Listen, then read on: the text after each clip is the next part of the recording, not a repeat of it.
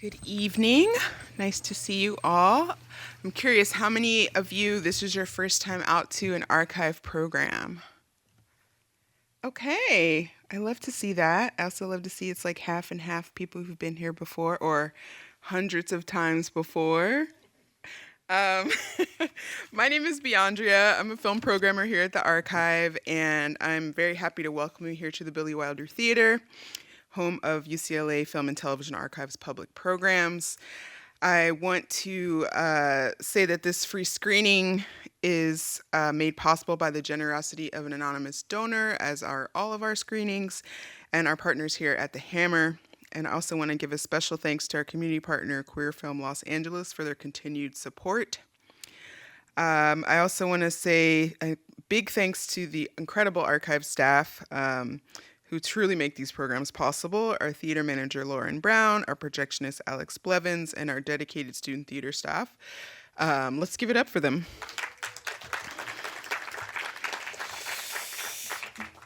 And I'd also like to acknowledge Sam Fader, director Sam Fader, and producer Amy Shoulder for their research materials from the documentary Disclosure, which you just saw the trailer of, which have been acquired by UCLA Library's Special Collections on behalf of the archive to ensure that this vital work is preserved for future generations. So tonight we are screening a short film by the name of Mary of Three fame by the artist Tourmaline, as well as our feature presentation, Clint Eastwood's Midnight in the Garden of Good and Evil. And a quick note, you're welcome to take photos or video before the screening or after, but please don't take photos or video during the films. And please also be mindful of your devices and watches that emit light and silence them and put them away so to minimize distractions. We greatly appreciate that. And if you'd like to share about your experience tonight, please tag us on social media at UCLA FTV Archive. That's at UCLA FTV Archive. And you can learn more about this series and our upcoming programs by signing up for our newsletter at cinema.ucla.edu.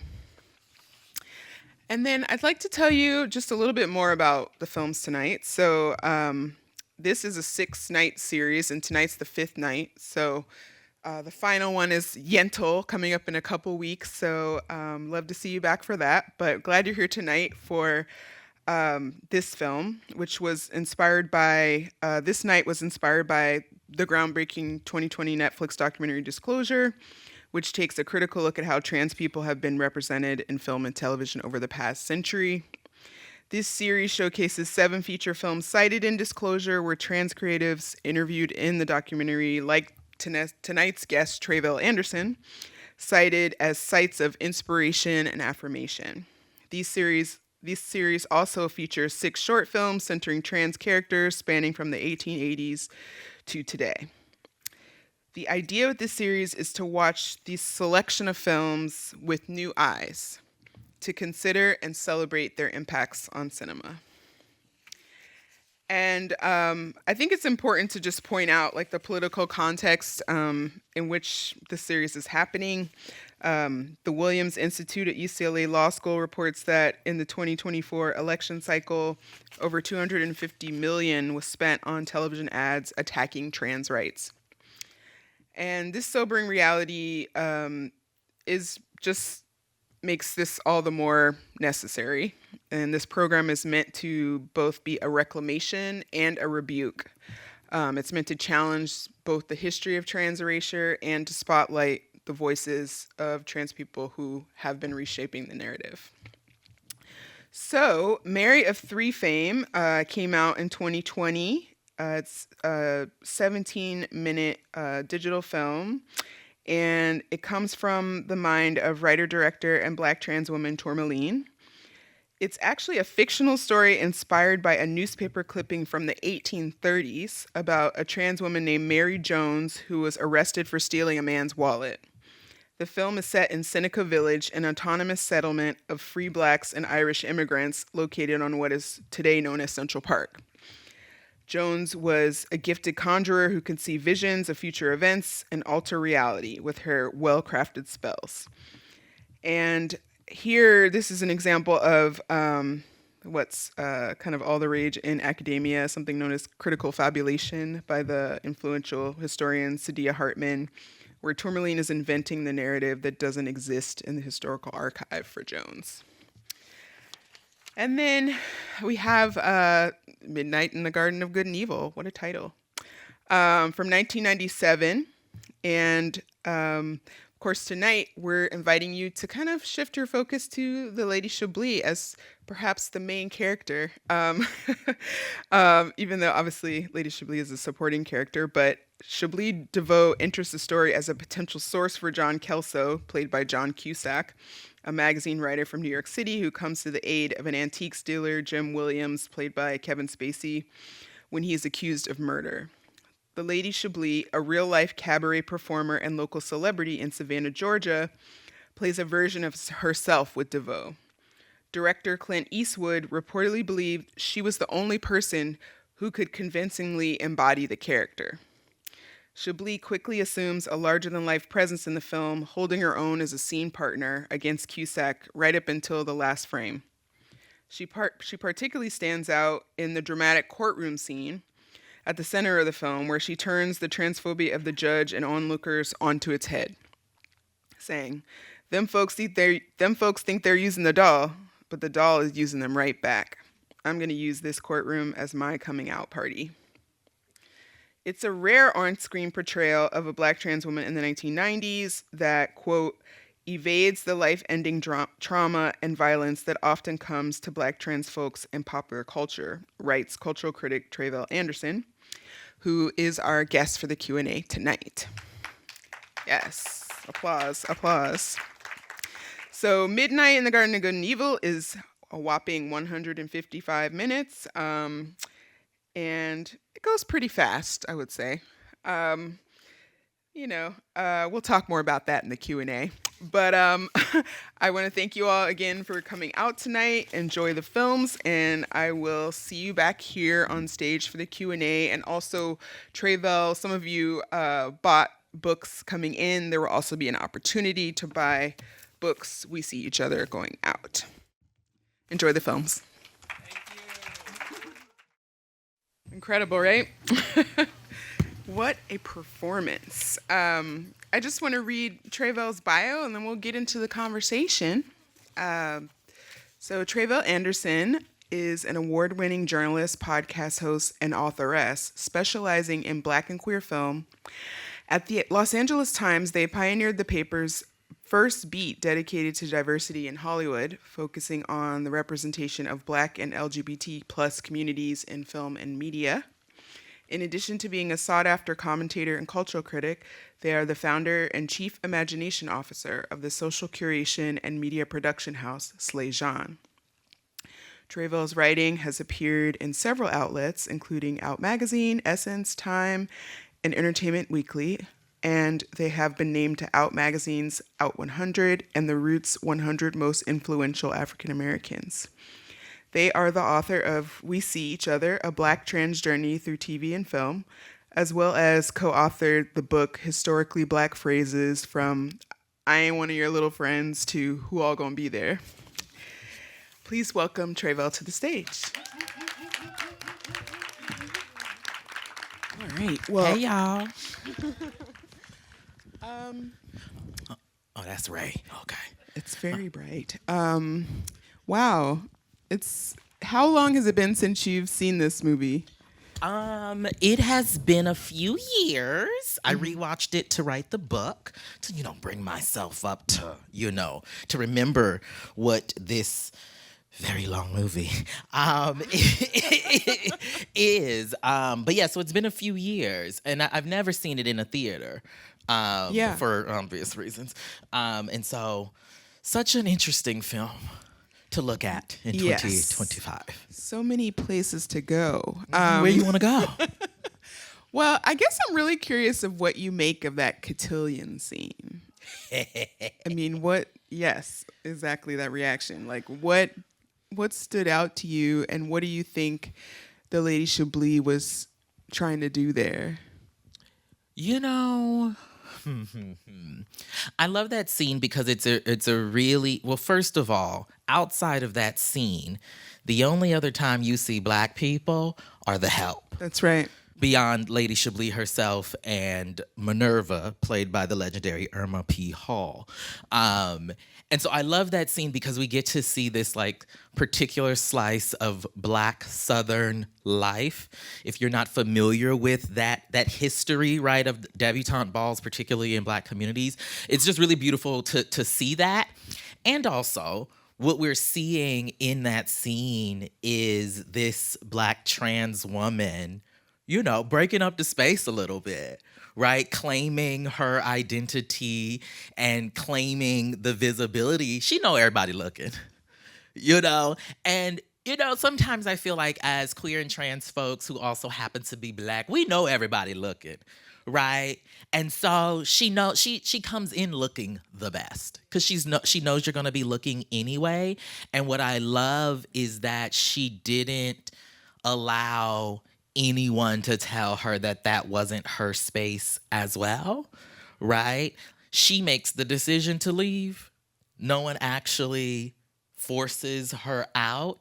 And I also love seeing, that particular way that I think Black, queer, and trans people know how to move through a space, how she subtly opens the program and is like, Lavella. That's who I'm here with, Lavella. Okay, I just think there's a lot of ingenuity, right, and perseverance, right, and claiming oneself in one's space in one's history that's happening in that scene. That I think we could look past it, because it's very funny, she's shaking her ass, doing what she do, but it really is, I think, a slice of culture that's really important in this story that is, one of the very first scenes we see somebody with a Confederate flag tattoo. I don't know if you noticed that on Billy's arm. And as someone from South Carolina, right, this is Savannah, Georgia, these are places where the Confederate flag and the Confederacy is, as much a remembrance of a particular kind of oppression as it is culture, Right. Yeah. And so it's just interesting. I think that the entire film, there's a lot going on in this movie, specifically with the Lady Chablis, and then also kind of the broader racial politics of the movie that I find so interesting. Yeah, and just, I don't know, one more thing on the cotillion was, for 1997, it was interesting the way there was sort of a wink and a nod, particularly to the men in the room who, which I thought was interesting, right? Like it wasn't this sort of like stereotypical or obvious sort of aversion, right? Like we definitely felt that from certain pockets. But, the young man who escorted her, he was having the time of his life. The time of his life. Okay. So I just thought, wow, I guess it just goes to show you, like, you can't count anyone out. Like in a Clint Eastwood film, there can be like some progressivism. Absolutely. And this is 97, right? So, this stands even today in 2025 as a rather positive portrayal, like trans portrayal on screen. Don't get me wrong. There's some, situations going on, but, I hate to say, but the bar is on the ground when it comes to trans representation, and like the fact that she is still alive at the end of the movie is actually quite wearing seersucker, no less. Okay, listen. Okay, the fashions were on point the entire time, if we're being honest. But I say that just to note that, like, even when we have conversations today about what representation looks like on screen, we don't often get to see characters, trans characters, Black trans characters, this self-possessed, right? Like, she's in on the joke. She's not the joke. Right. In so many ways. Right. Yeah. To that point of her being in on the joke, I wonder if you could talk about, because in the book, we see each other, a Black trans journey through TV and film. Mm-hmm. You write about how the Lady Chablis, the person, not necessarily the character, identified as a quote drag queen. Well, she identified as a female impersonator. Okay. She hated the term drag queen. Right. Right. But I talk about her in this film in a section in which I'm talking about drag characters as possible sites of visibility and identification for trans people. When we're considering this broader, language or lack thereof for our community on screen. And I think that drag characters that back in the day are only labeled as drag on screen textually, you can look at them now and see so much subtext that this is actually a trans woman. She's a performer, yes, but this is a trans woman, right? He meets her formally for the first time after she's leaving, her estrogen appointment. Right. You know what I mean? Yeah. Many drag queens don't do that. And I think it's also important to note that, so as you all should know, right, this movie is based on a book. That book featured this chapter about the real life Lady Chablis. When it was optioned, she, campaigned to play herself. She said, "Can't nobody else play me like I could play me." Right? And she was able to convince Clint Eastwood to let her play this version of herself. And so there's this really interesting, I think, melding of worlds that's happening between the character that's on screen and the person herself. And when you look back at articles of the 90s, right, covering the book and then the movie, she is labeled all kinds of ways, from being a drag queen to being a, quote, transvestite, to being a, quote, pre-op transsexual. These are all actual words used to describe her. But she herself said that, she identified as a female impersonator. She didn't like the word drag queen because it did not, accurately capture what and who she was. And I think it's just really interesting to think of a Black trans person in the 90s, right, in particular, but even before then, having this particular audacity, right, to not only claim this space in this movie, but also use it to become, at the time, right, probably the best known Black trans person on the globe. Right? Because this was a major mainstream movie. The book was also a huge book for those who might have been around during that time. You might remember. It was a huge deal. And it's so interesting to look at a film like this at a time when people feel like, we dropped onto the face of the earth with Laverne Cox in Orange is the New Black. And yet you have, at least here in this example, right, this fully realized, beautiful Black trans woman, right, living and loving and existing and daring to use, like, everybody addresses her how she addresses herself. They might say what they want to say. She corrects them and they follow through. And we don't even see that on TV or in movies today because everyone's so concerned with, our transition stories or dead naming us or talking about the violence that we face. And in this film, she transcends so much of that. Right. Yeah. Yeah. I mean, it's hard to recall a movie where the supporting characters so thoroughly sort of takes hold of a film, and John Cusack, it's a great performance. I love his sort of agape mouth, that he does. The Yankee, okay. And them playing opposite one another is really satisfying to watch. And I wonder, in terms of the performance, because you have really looked into, the history of trans representation in TV and film, like, where do you place this? Do you feel like this is a canonical performance? Is Lady Chablis a canonical figure in trans media?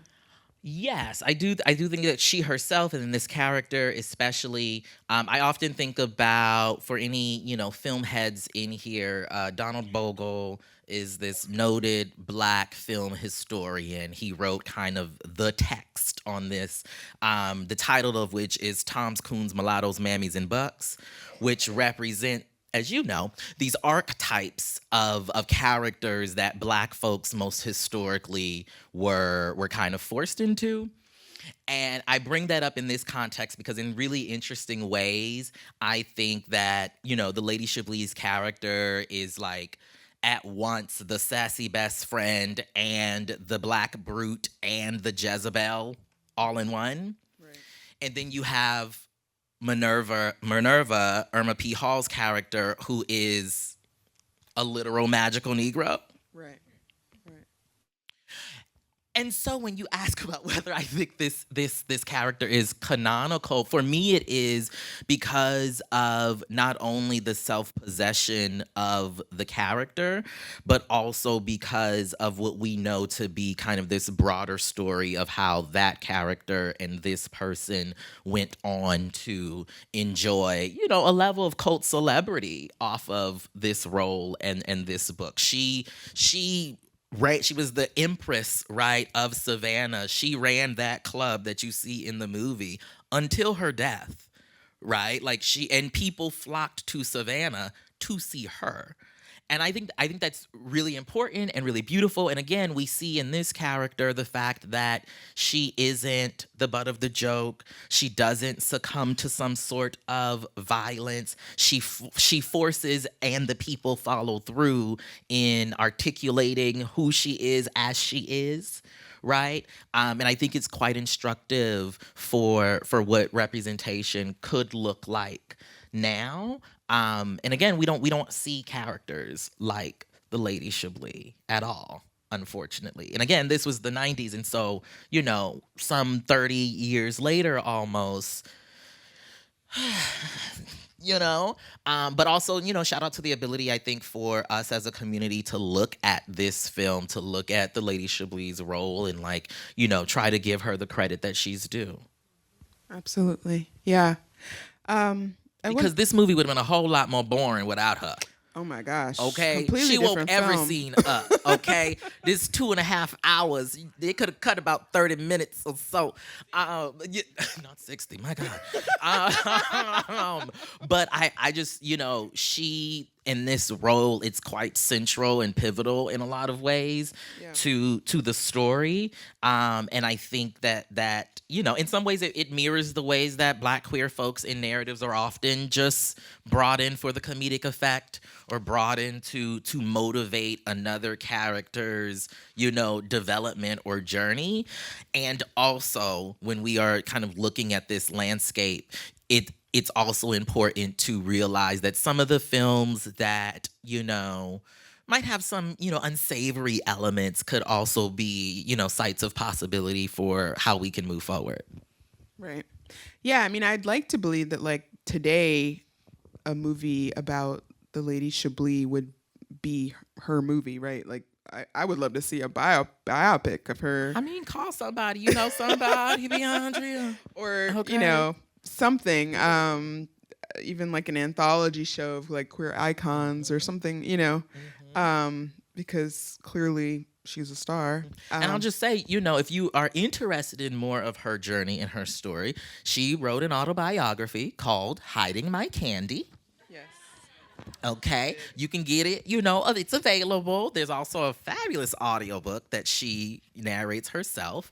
And so check out those. Yes. I don't know who the money's going to. Okay, but, check them out. Yes. I want to open it up to questions. And while you all get those ready and the mics start running, I'll just read a little bit of Lady Chablis' bio, which I actually got from a September 2016 LA Times article that Tre'vell wrote. And it says, the Lady Chablis rose to fame in the 1990s following the release of Midnight and the Garden of Good and Evil, which she was its most popular character. She published her autobiography, Hiding My Candy, in 1996, when Midnight was turned into a film in 1997. She successfully campaigned to play herself. Though her Hollywood career began and ended with Midnight, The book and movie catapulted her to local and cult celebrity status, which she enjoyed until her death on September 8th, 2016. She was well known as the Grand Empress of Savannah, performing at the Georgia City's Club 1 since 1988. And yeah, I think I just want to have that moment of just honoring what she built, is, I think, kind of incredible. Okay, questions. Hands up. Anybody? Here. Yes. We have mics somewhere. Tre'vell. Hello. Yeah. There we go. All right. Fabulous performance. And this doesn't take away from her performance either way. What the question? But I'm curious: was what she said scripted, or was it improvised, or a little bit of both?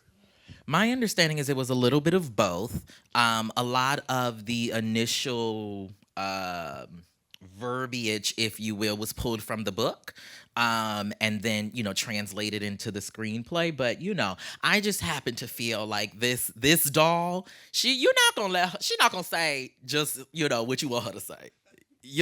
I feel like and also she's playing a version of herself, right? So I would hope that Mr. Eastwood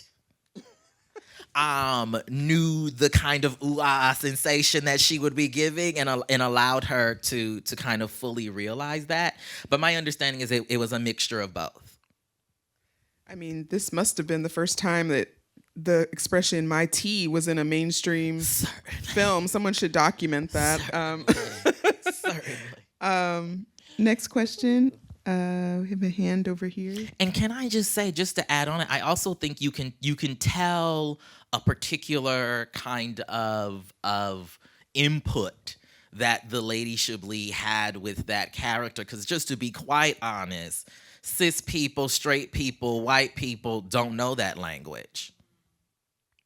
That is a language that was created, right, in Black queer, Black trans, to be specific, communities as a means of being able to navigate, John Q. Public. I promise you, Clint Eastwood ain't know nothing about no candy or no tea. Okay? I believe you. Okay, next question. Hi, good evening. Good evening. So I loved your question earlier asking if this performance is canonical for the trans representation on screen. I am also curious if you think this will be canonical for the Black canon, for Black film goers, and if there's any context or information about how this was received by Black audiences at the time of release. I was going to say it wasn't received.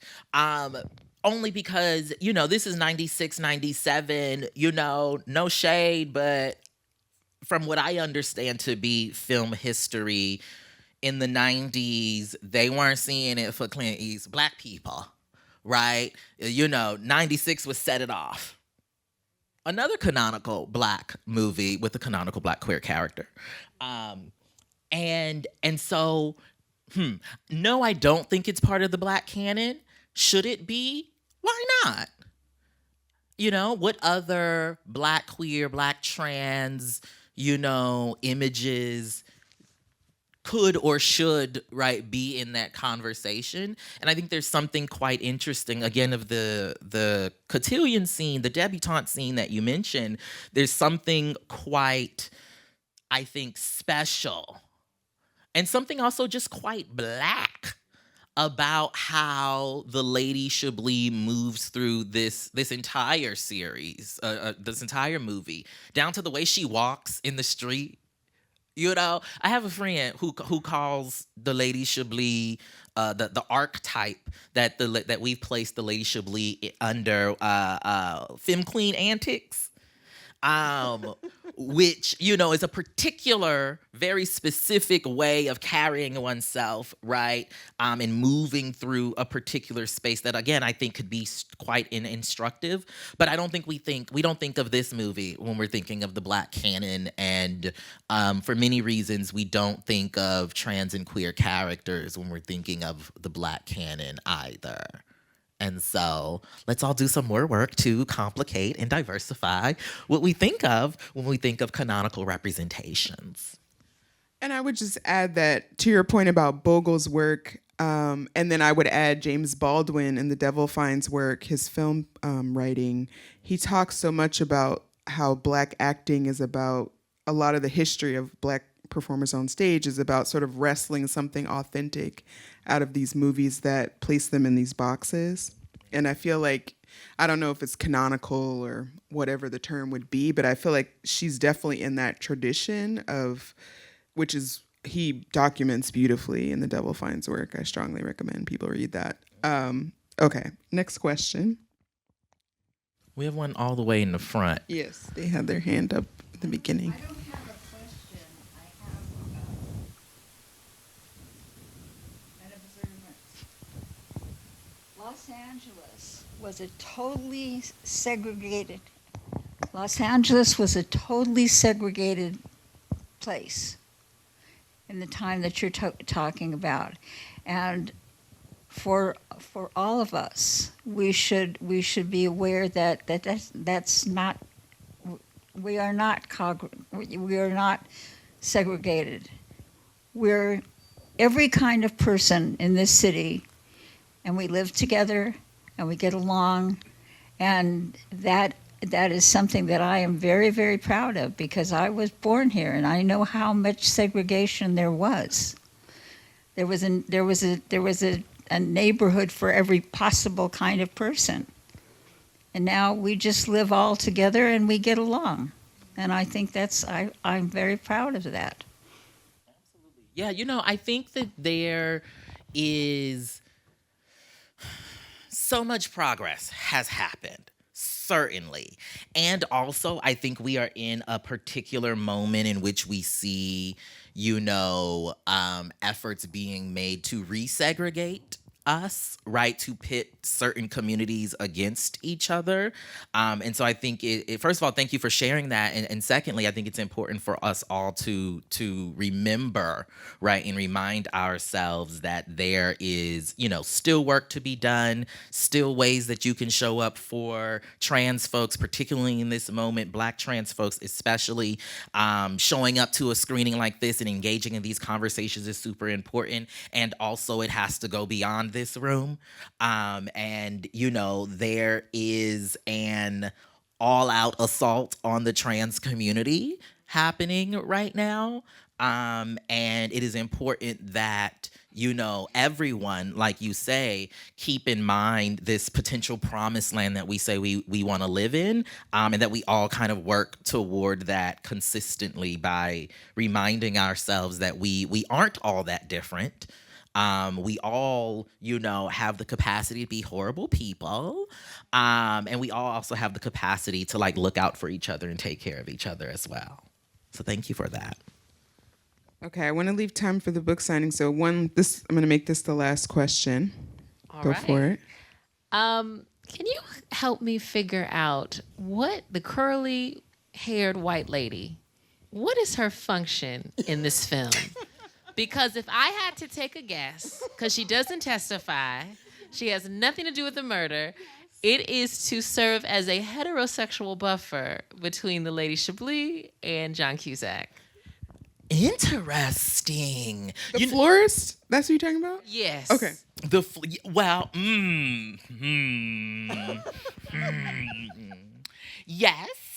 Yes. There is, that character serves in a lot of ways of reminding us that he is straight.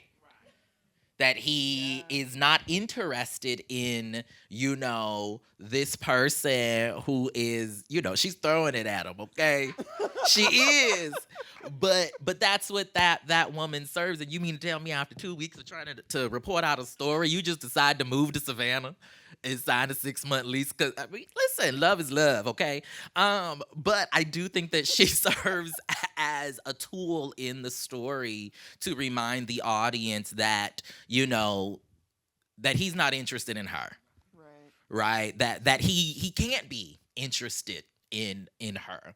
And that is quite interesting, I think, when you break down who who is or isn't trying to show up for her in this film, and perhaps the motivations around why, right? Because he's even the one that's like, listen, these people, I want you to testify, and also these people trying to embarrass you, they trying to use you, and so there's an element of care there, but not too much. You know what I mean? Because he got to go to the florist and take care of her, help her prune her bushes and stuff like that. You know what I mean? And so I think that a character like that is quite intentional. You need to listen to the audiobook of We See Each Other because you understand what Tre'vell brings to the table now, if you didn't already. The oratory is quite something. But yes, I do think she's an important character in that way that also prevents, right, some sort of furtherance of a relationship between them two. Because what would it look like, right, if he fell in love with Chablis Deval? And he was an invention, right? In the screenplay, he's not in the book, right? Correct. Yeah. Yes, he's John not Kelso, in the book. the journalist, is complete new character in the screenplay. I did wonder why he was invited to the cotillion. Like, why was she asking him for permission to go to the cotillion? She wasn't, but we should speak to the ways that, you and I, we both black. So I'll talk to you. We could speak to the ways, and it's important to note the ways that our community, sometimes cares more about the white town and country journalist perspective. Yeah. And not the black trans woman who's lived here her entire life and has never gone to the ball. Right. Yeah. And I think that is also what we are seeing, in that scene. And how tragic that she has to beg this white man to try to go to something that she has a claim to. Right. Yeah. Just by the very nature that you are black here too, in this city too. This is part of your history too. But those are some of the consternations that I have, with the story and with the film. Because insofar as she had so much opportunity to be like uplifted and regarded and like given this space to be her fully possessed self, there are also all of these elements that in so many ways are trying to keep her in a place of sorts. And she still, by the end, still ends up being the sassy best friend. Right. Y'all see the part at the end where she is literally holding the dog and carrying the whatchamacallit while the other two are just lollygagging. And if y'all don't help this older woman, you know what I mean? Like, and they gave her the Georgia Bulldog, which is obviously like a, coronation of some kind. She can't, sashay the way she normally sashay with the dog just to stumble.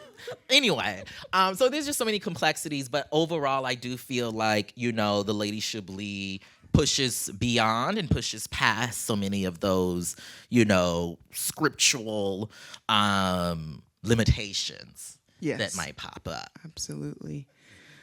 Well, I hope that Femme Queen antics bless your path this week. And I'm going to just kindly ask if you could let Tre'vell leave the stage and make it to the book signing table. And then out there, you are welcome to commune and gather. But if they want to get us out the theater, if y'all. We could vacate the theater and have ourselves move to the lobby, that would be great for the staff tonight. Thank you so much for coming. Thank y'all. And thank you.